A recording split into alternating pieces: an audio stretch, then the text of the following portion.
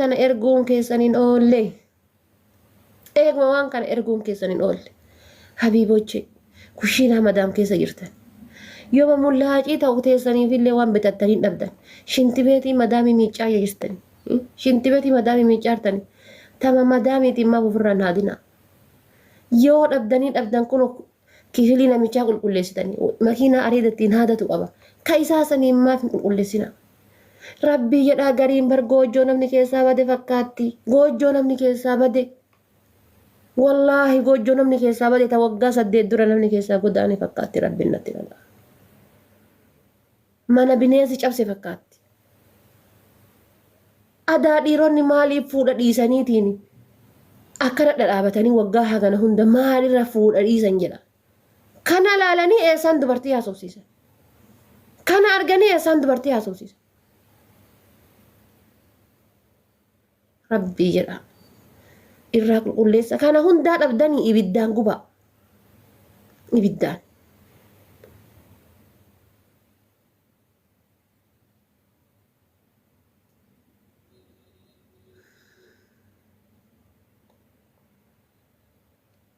kana hundaa yoo dhabdan snapchat amma isinitti agarsiise miti snapchatidhaan gabbu snapchat jedha barreessa snapchatidhaan waraaba viidiyoo waraabii ergisiin jedhee mitiire waysi bira hin jiru bargiseessan yookaan viidiyoo kaameraa imo viidiyoo ta'ee yookaan messenger viidiyoo ta'ee sin rakkisu amma sun waraabii ergisiin jedhee bar tizaazii sitti kenne jechuudha tizaazii sitti kenne tizaazii inni sitti kenne san guutaa jirtaati gatii kana ta'ee fi maal goota sitti fakkaate snapchatidhaan waraabii abibi Snapchat is very very beautiful. Quality is a quality ajaibat. Snapchat as lala. Snapchat warri argine jechuudha. Warri isin mul'ise. Kunooti Snapchatiin kan. Mutani Snapchat jedha ila boora kana jechuudha. Kunoo isa kan. Snapchat jedha gizee isa gabbuufattanii jettan naga keessaniin fuutanii qulqulleesse jechuudha. Rakkoon qabu saa illa qubee malaa wannootiin barreessan Snapchat jettan essi qubee laal qubee saa naa a paayitti barreessanaan chaatiin ofiin sii baate jechuudha. Snapchat jettanii barreessitan ajinga kan ofiin ol isinii baya isaa waraabdaniitti ergitan. Ergitanii dirqama isinitti ta'e kaashii maal haa godhuani dirqama isinitti ta'e bara wanni kun just dirqama isinitti ta'e faaxoochiyyee uma godhunna mee bana nama dheesaa jechuuf dullattiin ta'uufiiti akkas taate dullattiin maaliyyoo taate ofii dhiirarraa abdii kutatte heerumarraa abdii kutatte maaliyyoorraa abdii kutatte kanaaf akkana nu gooti jettan yaa an dhiirarraa abdii kutadhee miti ati tan abdiin kutanne saafa'een kadiija ganameen jechuudha obboreen jechuudha abdii dhiirarraa hin kutanne ati wanni gootu Snapchatii fayyadama eega mullaacii ittiin waan san qulqulleessitu dhabde shamarran hedduu dhiironni hedduu nama kasilaafuudhaaf karoorfatellee malaa tiyyallee akkanuma jirti miti jedha tiyyallee akkanuma jirti miti maal simaayyuu laalus hin dabbaruusi nama quqquuqu bar nama quqquuqa gaa'e seeras hindi mataatanii bar silaa rifeensi asirraa gara sin deebi'amne gara sitti imala yaada hindi mataatan wallaahi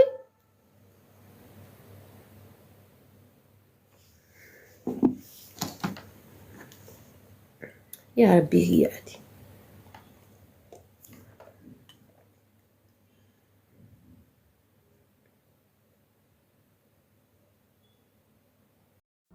Ashamaa harka foonii hordoftoota fi kabajamtoota chaanaalii kootii kan biyya keessaa kan biyya alaa bakka jirteetti nageenya waaqayyoo isin haa ta'u. Akkam jirtu nagaa keessanii an nagaa kootii galata waaqayyoo isin jecha. Egaa akka har'a maal qabattee dhufte siifaniin jechuun keessanii akkuma sagalee haadha faaxee dhageessanitti dhugaa waan miidiyaa irra deemaa jiru akkasuma shamarran keenya warroota safuu gatee fi waan xiqqoo ishee dubbachuu barbaada jechuudha. Ijoolleen shamarran akka kiyyaa jechuudha kan warroonni safuu gatan. jechuun shamara jechuun hunduma keenya walitti qabaadha. Kiyyaaf anis shamara sunis shamara kan balleessites garuu fakkaatatuma akkasii kanneen fi hundumti keenya walitti qabanii shamara nuun jedhu jechuudha. Warra safuu gate warra bakkeetti guddatan fakkaate dhugaa waaqa maaliif safuu kan hin beekne kan akkanumatti dhalatan maaf dhuma argate dhalatanii dhuma argate guddatan natti fakkaate warroon akkasii jechuudha. Akkuma dhageessaa yookiin miidiyaa irratti dhageessanitti ijoollee shamarran keenya baay'ee tabalaasha'anii jiru dhugaa rabbi safuu gatanii jiru jechuudha. Miidiyaa irra wanti deemu waan surus waan siyaas dhalla'u jechuudha. Maaliif anima akkam akka ta'e illee beeku shamarri akkamitti safuu gatti.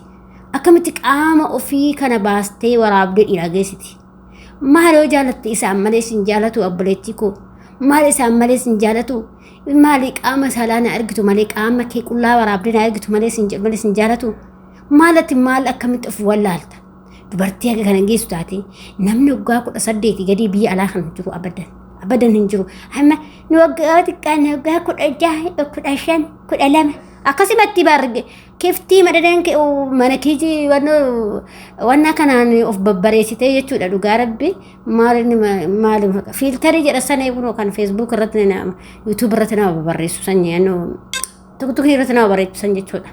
Anna akkasuma fakkaate araashuma kana fakkaate jechuudha. Hunduma keenya filtariidha malee nuti so originala kan baanu ta'e ijoollee live seentee fakkeenyaaf gara YouTube fi gara Facebook originala baatee jirtu hin jirtu jechuudha. Kanaaf YouTube irraa Facebook irraa seenuu diddi ijoollee shamarran silaachirraa iiti jechi namni baay'inaan allaala yuusilaa.